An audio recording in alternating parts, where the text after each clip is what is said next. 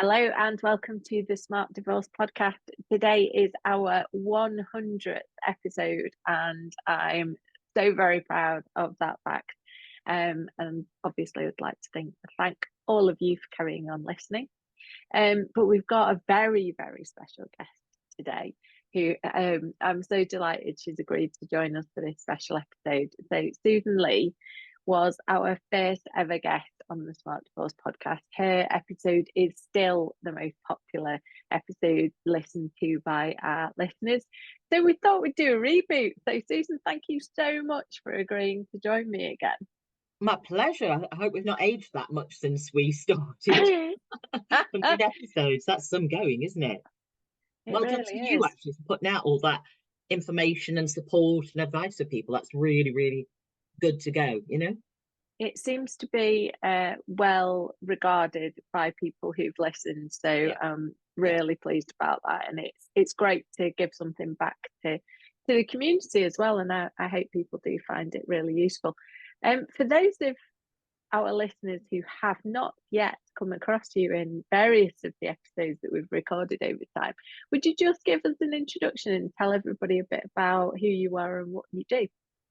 Well, I'm a counsellor and a hypnotherapist, and I work a lot with couples, or I work with individuals who are looking to get divorced or perhaps even reconcile and sort out the issues and problems they have in their relationships.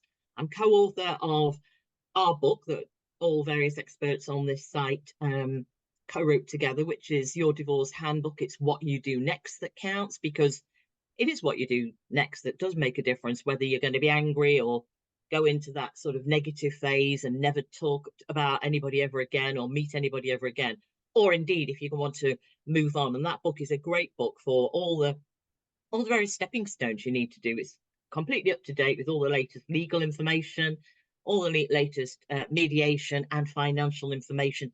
And obviously I wrote the well-being section, so there's a lot of information there, and it's about £12 on Amazon thereabouts. I think it's on offer at the minute. Tends to be on offer a lot, doesn't it? But it's a really useful handbook, and I think the thing with that is you can dip in and out of it, and that's part of what we're here to do today as well, dipping in and out of different episodes that have some meaning for you, that will help you make your best choices and move forward in learning from what's gone on and what's gone wrong, and in moving forward into a better life, hopefully. Absolutely. A very good point about the book, because I think whilst it's fantastic to listen to these podcast episodes, sometimes you might listen to a few and you might miss something. And the thing about the book is it's a very comprehensive guide from day one to moving on and planning your future. So I think that's an excellent point. And of course, we hadn't written that when the podcast started, so we didn't mention it in our first episode. So let's kick off with, so the idea is a reboot of our first episode. So we're going to talk about separation. So I guess there are a number of ways, and the first, and probably the one that most people think about, is my spouse has told me that they're leaving or they want us to split up. What for you are the first things that somebody in that situation should be doing? If somebody's had that bolt out the blue and it is completely unexpected, you do sometimes get people who have been cruising along in their relationship thinking everything's kind of okay, good enough. Well, we've got kids and, you know, we're both having to work hard and money might be a bit tight or whatever. So you kind of go into cruise control, and you can start neglecting perhaps yourself and start neglecting your relationship. And there can be a lot of denial when somebody comes along and perhaps says, I don't feel the way I should, or I'm not happy enough. And you might think that they are having a midlife crisis, or they're just about overwhelmed with everything else that's going on in life, or it may be that you suspect them having an affair. There can be all sorts of different things that go through your head. But I think the first thing to do is to say, you know, is this retrievable? Do you want to retrieve it? How do you feel? And is this something that can be talked about? Because sometimes you find your partner has been feeling quite bad about things for quite some time, and it's only when it gets to the very, very end that they say, I can't stand anymore, I can't take it anymore, I need to go, that maybe for them it's a bit too late to actually pick anything up. So it can be a time of having to sort of maybe hear some negative things about yourself, maybe start wondering what you're going to be doing next, and maybe it's time to get some legal advice, but it can be a real conundrum about where we are at, and is there anything we can retrieve? Does it want to be retrieved? What do I do about this? And what's my part in all of this as well? I guess we have to own the fact that we may not be the same person. Neither of us may not be the same person that we were when we first met, and then a lot of water's gone under the bridge. What do we need to do about that? Yeah, absolutely. I think that's really good advice, and I think it's a kind of information gathering stage, isn't it?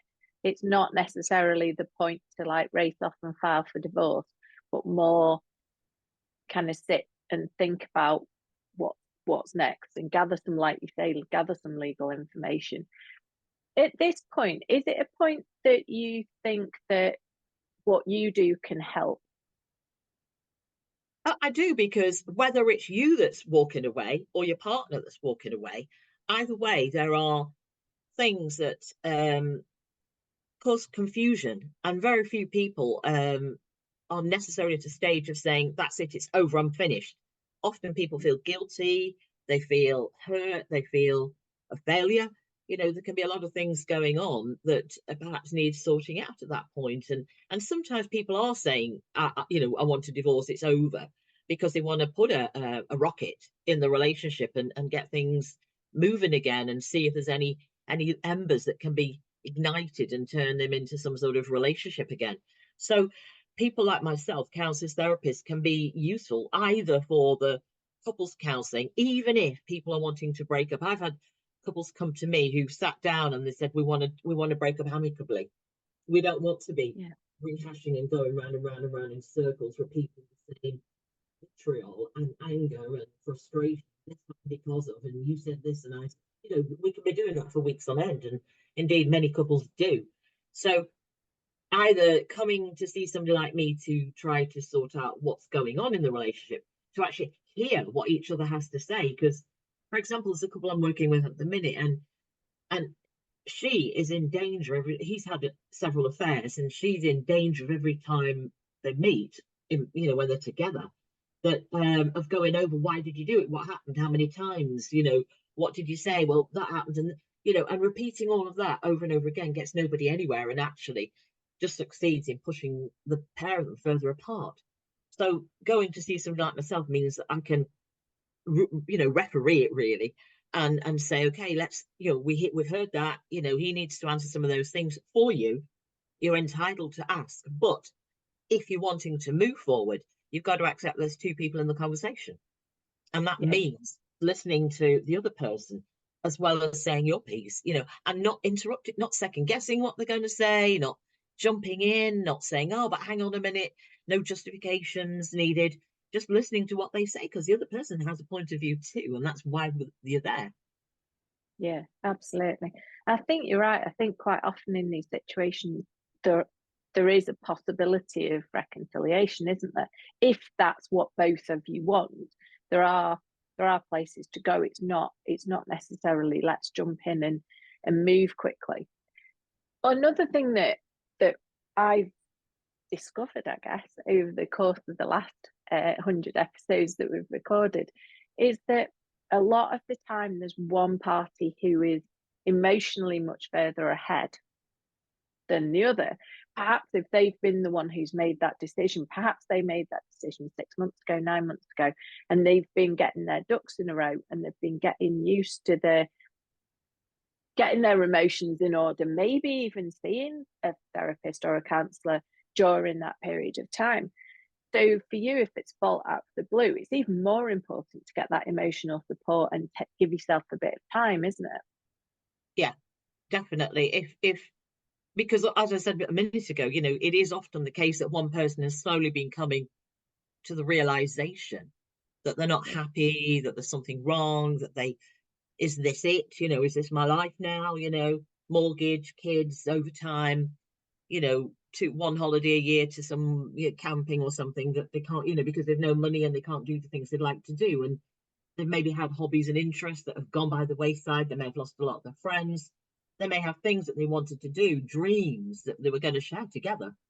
And all those have gone out the window because of various life things that have happened instead. And at the time it seemed okay, but actually getting married at 20, 25 or whatever, maybe having kids, you're really talking about next 20, 30 years effectively, and you're sort of definitely middle-aged by the time the kids are going off to university, and maybe even then you're still bailing them out financially. So it can be that the whole of your life it suddenly changes in front of your eyes, and that can be quite a tough realization. It's not called midlife crisis for nothing. And men and women can both experience that, where they think, oh, I wanted my own business, or I was going to travel the world, or we were going to different things you were going to do, and it's sometimes tough. And actually, this is why communication is so important throughout a marriage, throughout a partnership, a relationship, where you are talking about things and you're perhaps trying to find ways to make accommodations for each other to do something that inspires and motivates you both individually. You don't have to do everything together, and sometimes learning these lessons can maybe help retrieve a relationship, or certainly be a very valuable lesson for any future things that you might be planning to do yourself. So it's a time to think about that when you're having those conversations and you're hearing your partners moving on, and you're having to think, oh, hang on a minute, I have got to catch up, but actually what does that involve for me as well as for the other person too? Yeah, absolutely. So you can help people to think about their future as well as recovering, if you like, from what's been before, and starting to think about closing that chapter if that relationship's not going to work.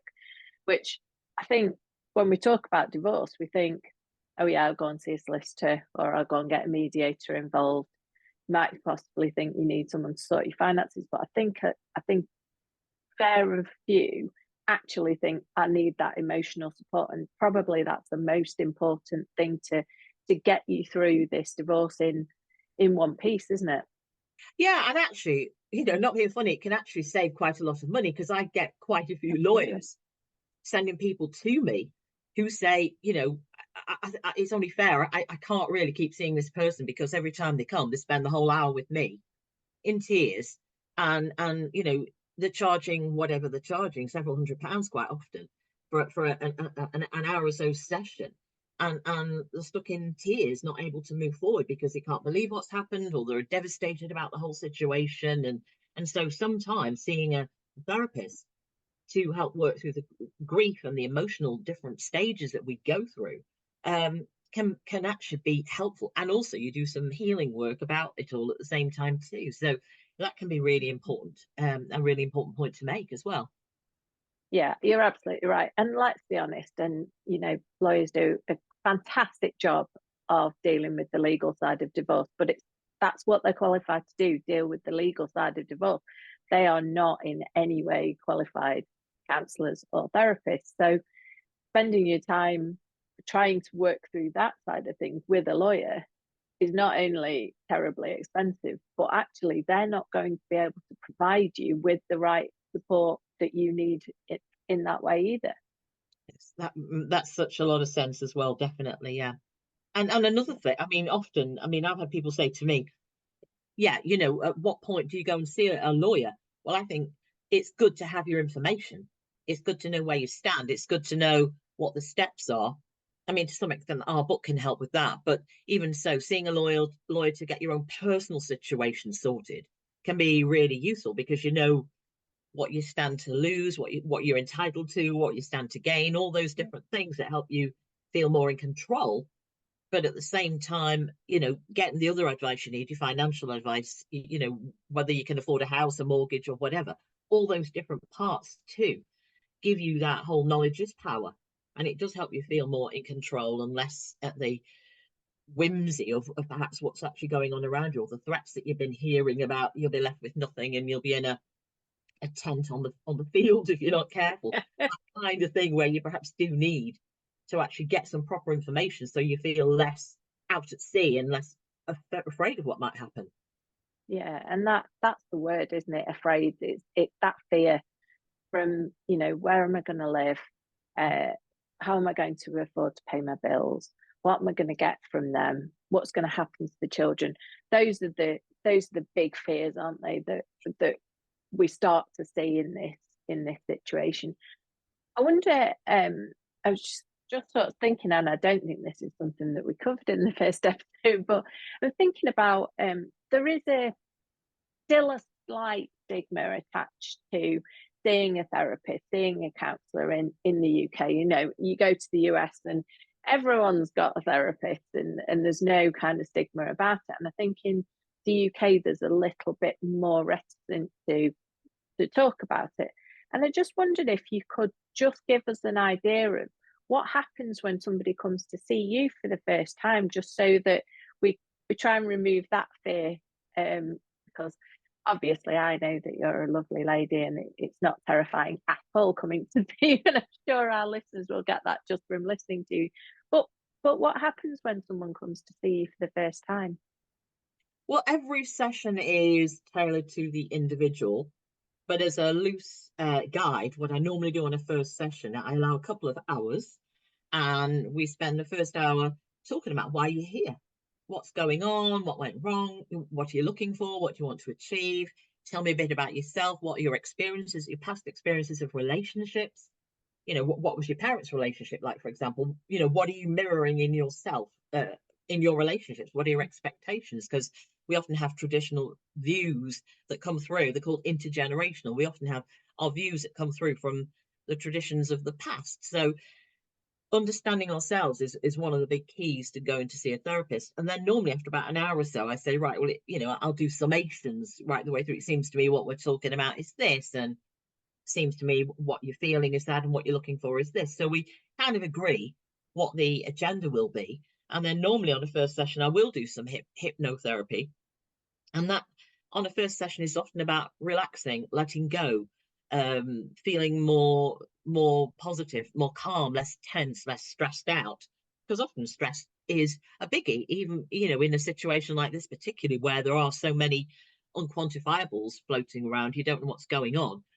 So we work on the stress side, helping somebody relax, let go, and we maybe do a bit of you know, like a future thing about, you know, you all start to feel healthier, happier, calmer, more in control, taking each day as it comes, you know, working through what people need to do. What could your next steps be? What might be useful for you to do between now and if you're choosing to come again? And so actually helping people feel that they have got stepping stones to a future that is positive, and reminding them that they don't have to do everything today. You know, you might have a to-do list that, you know, find somewhere to live, you know, I don't want to lose to China, you know, I'm like, what about the kids, you know, you don't, you know, what do I tell the neighbours? All those things don't necessarily need to all be done today. And so allowing people to feel more in control of their own timetable and do things at their own pace, and work it through, and help people also not necessarily take advice from everybody they meet. I mean, it can be very difficult. I mean, with your friends, that can be a whole minefield. Some people will lose some of their friends because they take sides, or that are friends, not just mine. And that can be a thing. But it can be also that we want to tell everybody what he's such a so and so, you know, he's been so horrible, and you won't guess this, but you know, learning to be a little bit more circumspect with what you share, who you tell, what's going on, because do you really want every time you meet your friends or your family to be saying, and another thing, you know, and what happened, and what did he say, what did he do? Because everywhere you go, then you can be immersed in grief and anger and frustration and all the rest of it. So try and have some places where you go where you don't necessarily talk about us all the time, and you have some space just to be you, and go out and have a cocktail and a laugh, and maybe have a bit of fun, you know, go to the gym and start running, or whatever it might be, where you feel a bit more in control, and you start to get touching base again with you, the real you underneath all of this, before all of this happens, and before you start feeling rejected or unloved or unlovable or whatever it might be. There's quite a lot of different things in there that can happen at a first session, where you start thinking a bit more positively about yourself and about your future.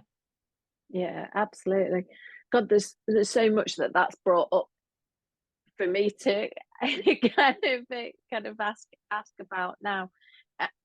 There's just one thing on hypno that I want to mention, that is something that I know you you won't say yourself. I've had hypnotherapy with Susan. She is amazing.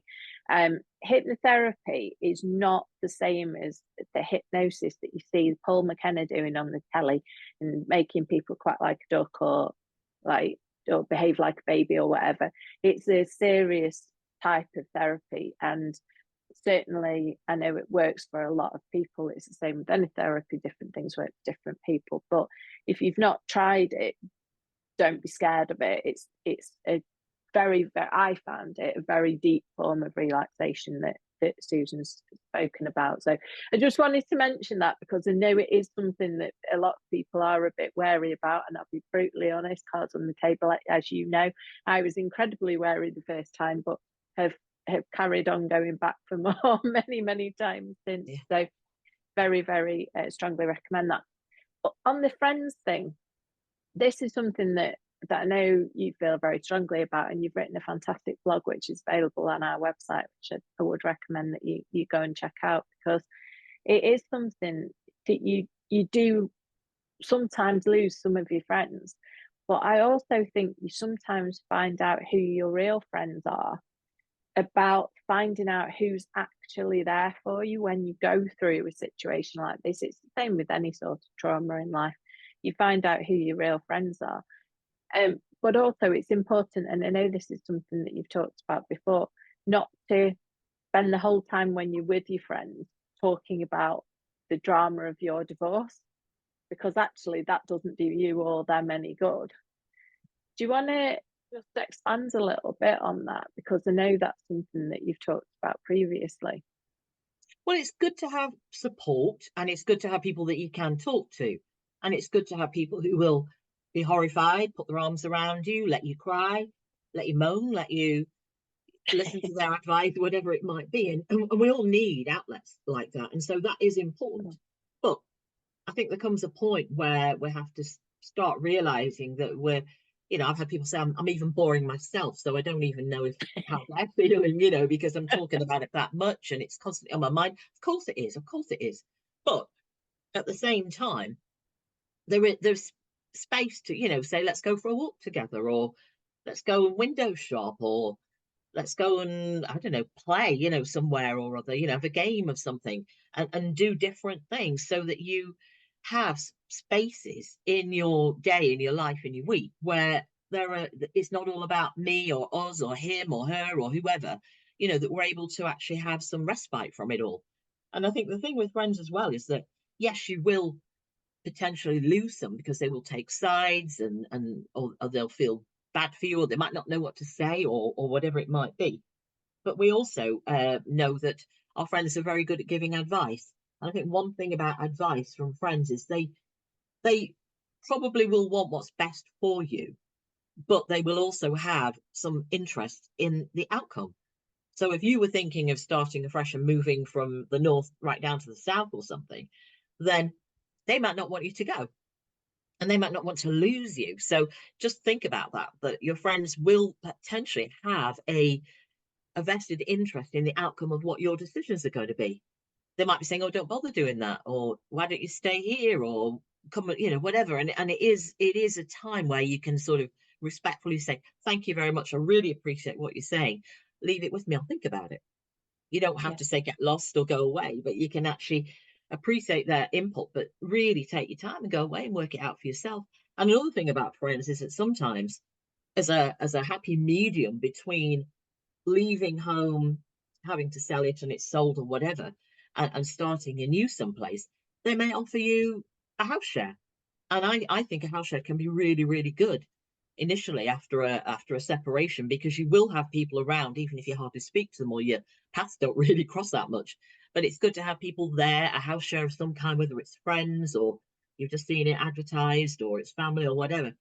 It can be a little bit cheaper, but it's also companionable for you to have somebody else knocking around the house for you, and you don't feel so low, or at times when you are feeling low, there's somebody there to say, come on, honey, let's have a brew and let's watch some trash TV, and or watch a film or something. And you've got somebody there, even if you're not necessarily talking to them that much, but just good to have, and they can check in, and that you're eating, and that you're you're keeping reasonable hours and you're not getting drunk every night or whatever it might be, so that it's good to have somebody there for you, just to feel that you're not on your own, because it can be quite a shock for people who maybe have left the family to go away to uni and they're with other people there, and then get partnered, get married or whatever.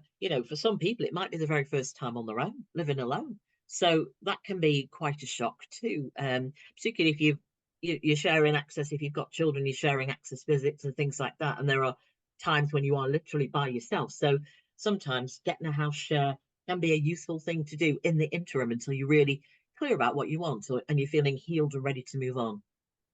Absolutely. I think that's really good advice, because there are definitely points, whether you have children or you haven't got children, of being completely on your own, and that loneliness can really hit you hard when you're already in a state of an emotional low, and having somebody around just to take your mind off all the other things that are going on can be really useful.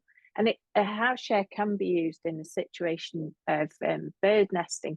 Don't know if this is something we've talked about, but I feel like it probably is. So it's something I've come across quite a lot of clients do when they've got children, particularly when the children are younger.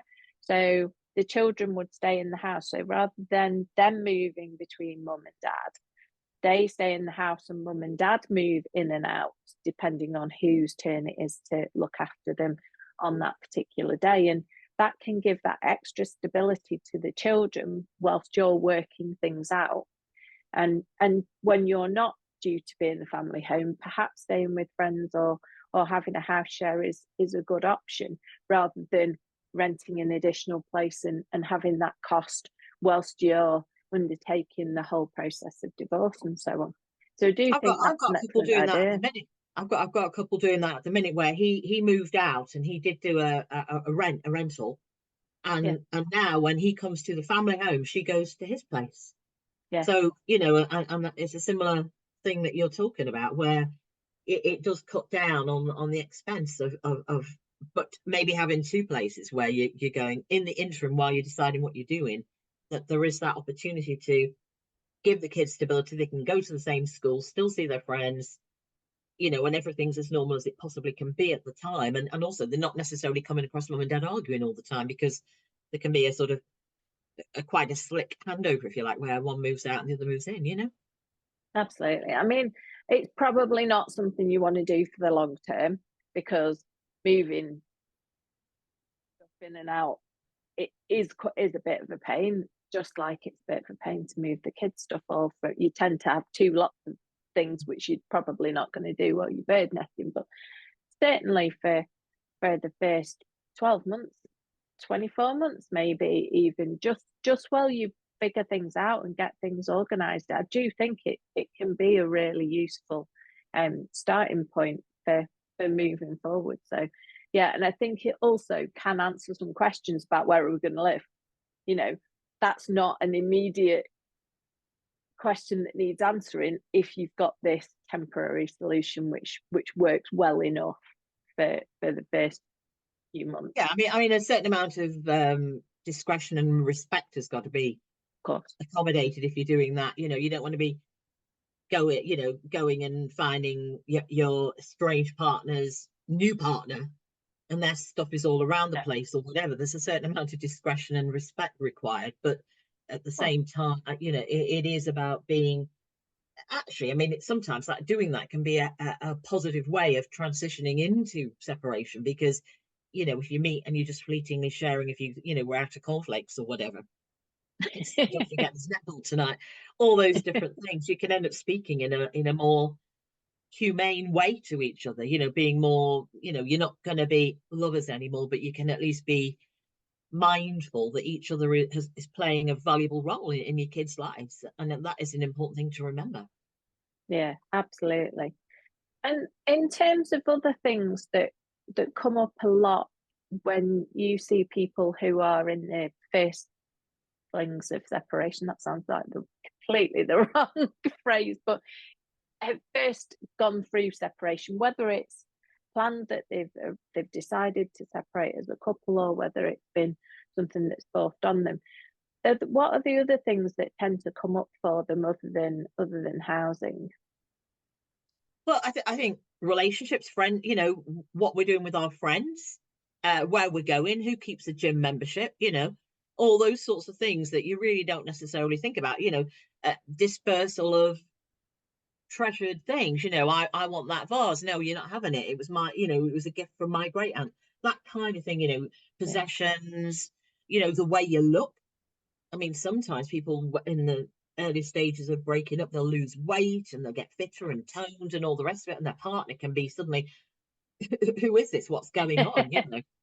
And so there's all sorts of little niggly things that can actually come out. And sometimes I've had people say it would have been easier and better for me if my partner would have actually died, because you'd grieve and then you'd move on.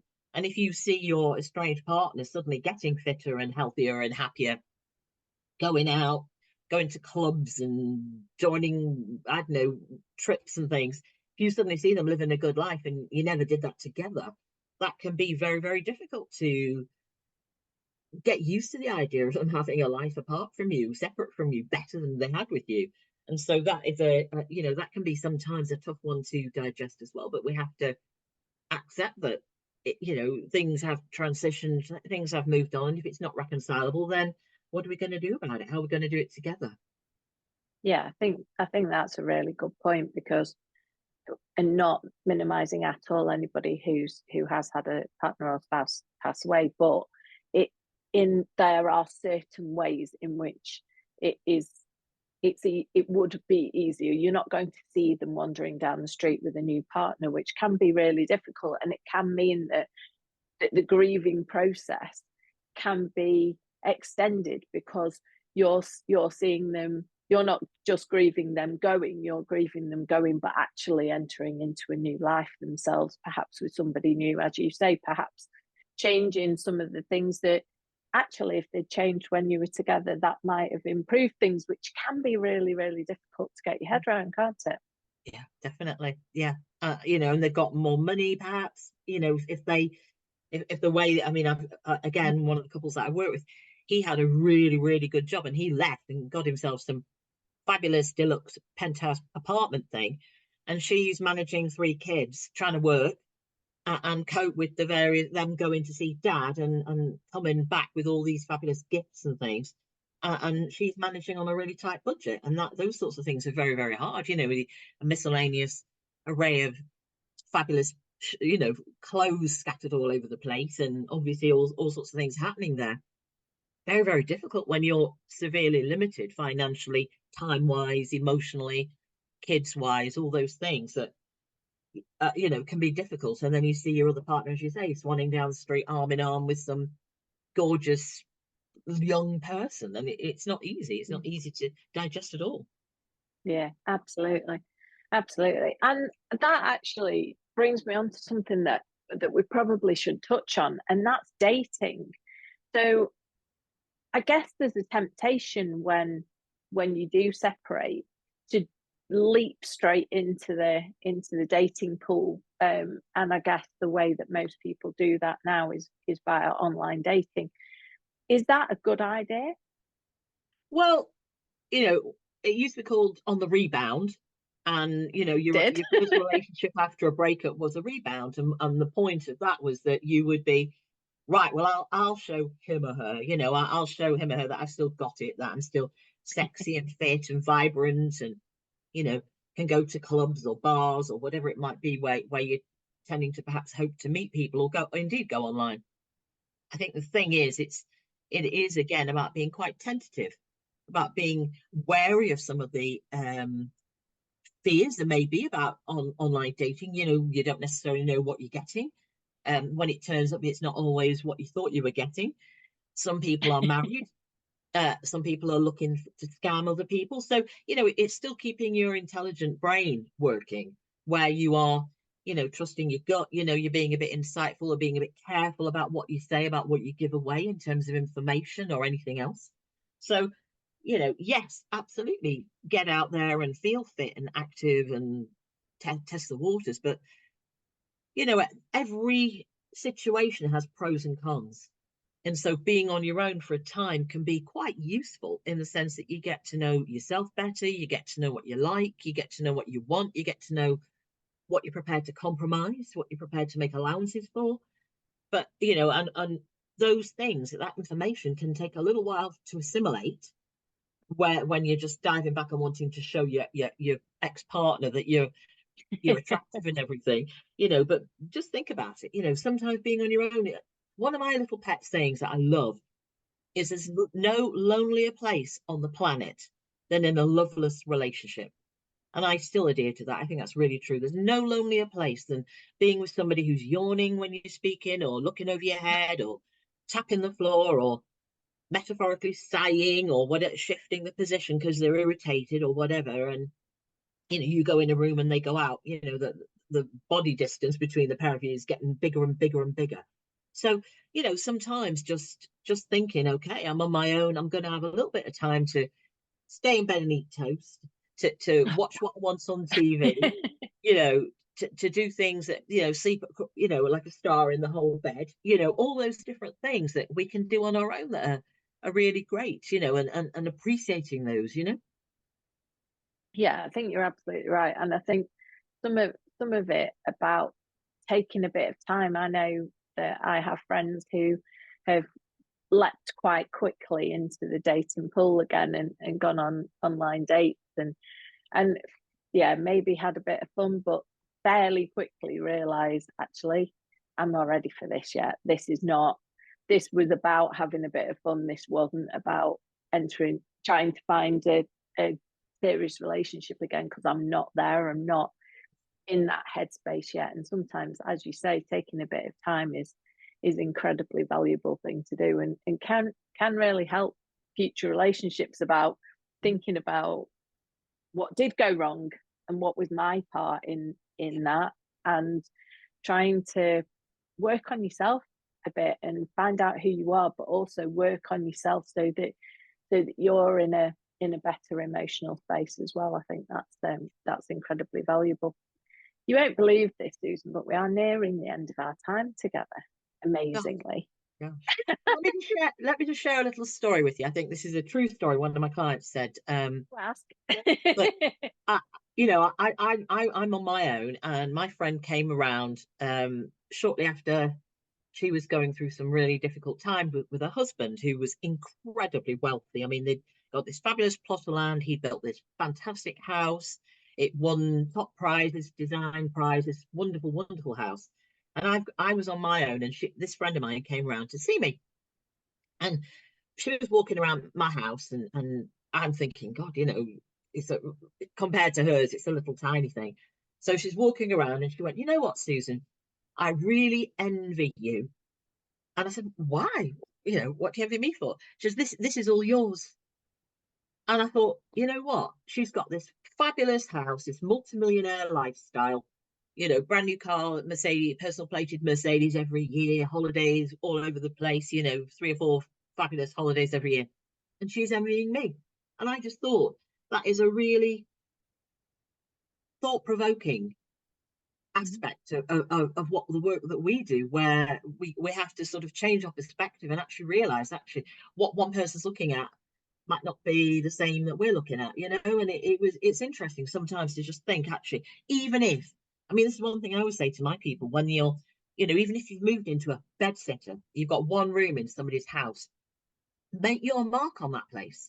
You know, you don't have to spend a lot of money. Put your bright pictures on the walls, get some rugs or throws or cushions, get a vase of flowers and just have them in there. Put your mark on that place, because some of those things you can take with you if you do move, but also you're making that place feel home, so that every time you come in and shut the door, you can exhale, sit down and go, this is mine. Even if it is only for a short period of time, it's mine. And I think doing things like that can make a difference. And when you move, you can pick up the cushions and the throw and the pictures and take them someplace else. But it's putting your mark on a place and claiming it for a period of time. And I think that is a really lovely thing to do, especially when you're newly single and feeling it a bit, you know. What a fabulous end to our episode today. I'm not even going to ask you anything else, Susan, because that was a perfect place to end our episode together. massive thank you to you for joining me for this special episode. I think there's been a lot of valuable things said today that I'm sure our listeners will benefit from. Thank you for listening, and we'll hear you again. You'll hear us again, rather, on our next episode. Thank you. Thank you.